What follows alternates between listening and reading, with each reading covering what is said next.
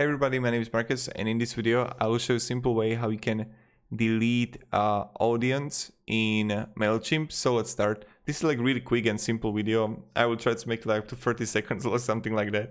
So you want to click on audience, and then you want to click on manage audiences and view audiences, right? And here you're gonna see all the audiences you got. So let's just export it. I don't want to export it. So what you want to do is when you're in a view audiences, you just want to click on this button here, or like all, custom all, like choose them, and then just press delete. And this is how you do it. This is how simple it is, by the way. And I'm not going to delete mine, but this is how you do it. So thank you very much everybody for watching. If you have any questions, guys, ask me down below in the comments. I'll be really happy to help you and provide you some guidance and stuff like that. And yeah, have a great day and goodbye.